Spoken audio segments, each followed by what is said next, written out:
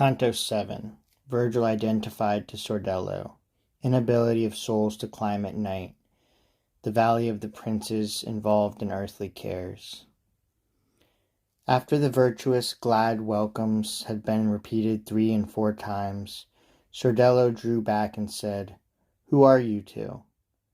Before souls worthy to rise to God were turned to this mountain, my bones were buried by Octavian. I am Virgil, and for no other crime did I lose heaven than for not having faith.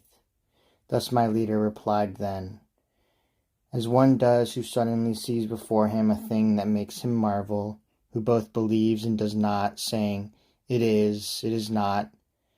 So did that other appear, and then he bent his brow and humbly turning toward Virgil, embraced him where the lesser takes hold. O glory of the Italians, he said, through whom our language showed its power, O eternal honor of the place I was from, what merit or what grace shows you to me?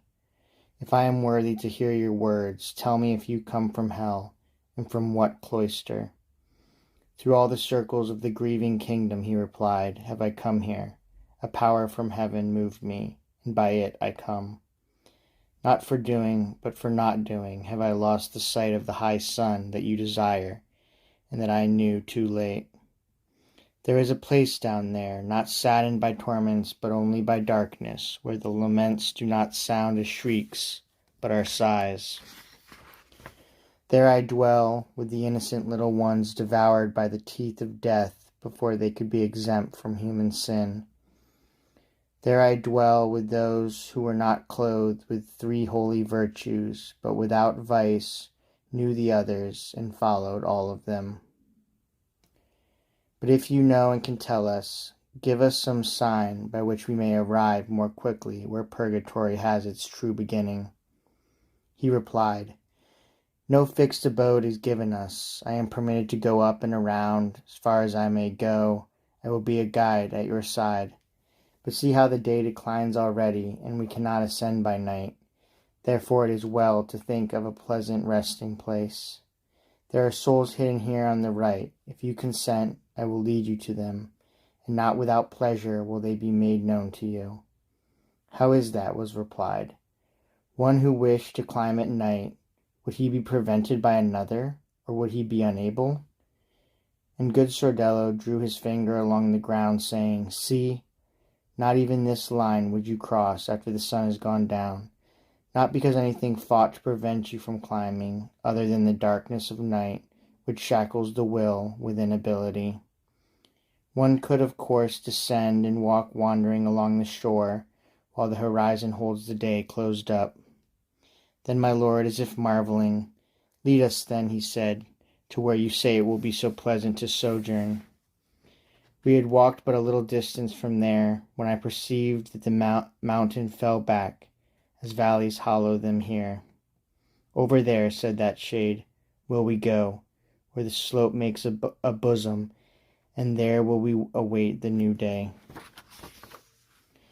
Between steep and flat, a slanting path led us to the flank of the depression, where the bank more than half disappears. Gold and fine silver, cochineal and white lead, Indian amber bright and clear, fresh emerald at the instant it is split. Each would be surpassed in color by the grass and flowers placed within that fold, as the lesser is surpassed by the greater. Nature had not only painted there, but of the sweetness of 1,000 odors made a single one, unknown and fully blended. Salve Regina, I saw souls singing, seated on the green and the flowers, who had not been visible from outside the valley. Before the little sun remaining goes to its nest, began the Mantuan who had guided us, do not wish me to lead you among them. From this rise you will better know all their gestures and faces than if received down in the glen among them. He who is seated highest and wears the expression of one who neglected what he should have done and does not move his lips to the other singing was the Emperor Rudolph, who could have healed the wounds that have killed Italy, and it will be long before any other revives her. The next, who seems to be comforting him, ruled the land where the water is born. that the Multa carries to the Elbe to the sea. Ottokar was his name, and even in swaddling clothes he was better than Wenceslaus his son when bearded, whom lust and idleness feed. And that small-nosed one who seems close in counsel with that other who appears so benign, died fleeing and flowering the lily. Look there how he beats his breast. See the next, who is sighing, made of his palm a bed for his cheek. They are the father and father-in-law of the plague of France. They know his vicious, filthy life, and thence comes the grief that pierces them so. The one that seems so muscular and harmonizes singing with the one with the manly nose was girt with the belt of all knightly worth, and if the young boy who sits behind him could have remained king after him, his worth would have descended well from vessel to vessel, which cannot be said of his other heirs. James and Frederick have the kingdoms now. The better heritage no one possesses. Seldom does human probity rise up through the branches, and this is willed by him who gives it, that it may be attributed to him.